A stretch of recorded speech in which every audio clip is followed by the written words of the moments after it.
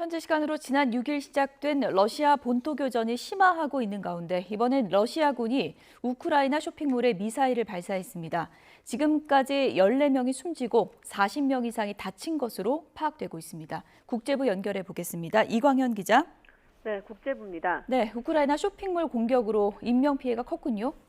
러시아가 우크라이나 도네츠크주 코스티안티니우카 마을에 있는 쇼핑몰에 미사일을 발사하면서 지금까지 14명이 숨지고 40명 이상 다친 것으로 파악되고 있습니다. 이곳은 우크라이나 동부 전선에서 약 13km 떨어져 있는 곳입니다.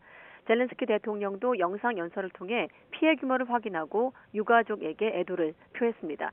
특히 이번 쇼핑몰 공격을 러시아의 고의적인 테러 행위라고 규정했습니다. Росія завжди знає, куди б'є своїми ракетами.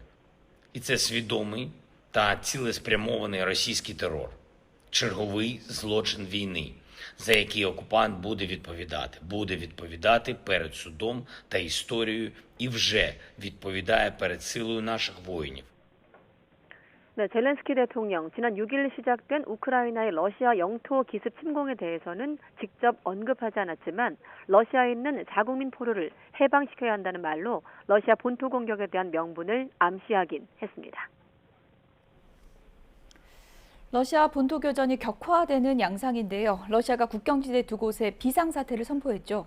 네, 그렇습니다. 지난 6일 시작된 양국 교전이 심화하면서 러시아가 쿠르스크주와 리페츠크주에 비상사태를 선포했습니다. 그만큼 교전이 치열하다는 얘기가 되겠죠. 남서부 국경지대 쿠르스크주에서 닷새째 교전이 벌어지고 있는 가운데 우크라이나가 이번엔 드론까지 동원해 더 깊숙한 지역 리페츠크주까지 타격을 한 겁니다.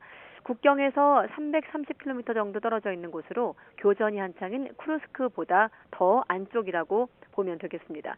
이번 대규모 드론 공격으로 리페츠크주에서 9명이 다치고 에너지 관련 시설이 파괴돼 한때 전력 공급이 차질을 빚기도 했습니다. 러시아 국방부는 텔레그램을 통해 발표한 성명에서 영토 깊숙한 곳까지 작전을 펼치기 위한 우크라이나의 시도를 저지했다면서 우크라이나가 지금까지 병력 900여 명과 장갑차 100여 대를 잃었다고 주장하기도 했습니다. 인테르팍스 통신 등은 리페츠크 주지사가 비상사태를 선포하고 4개 마을에 대피령을 내렸다고 전하기도 했는데요. 닷새째로 접어든 러시아 본토 교전. 지난해 회복한 영토의 2배를 최근 3개월 만에 내주며 고전했던 우크라이나가 모처럼 공세를 펼치고 있는 겁니다. 2022년 2월 전쟁 시작 이후 우크라이나가 러시아를 대상으로 벌이고 있는 최대 규모의 공격입니다.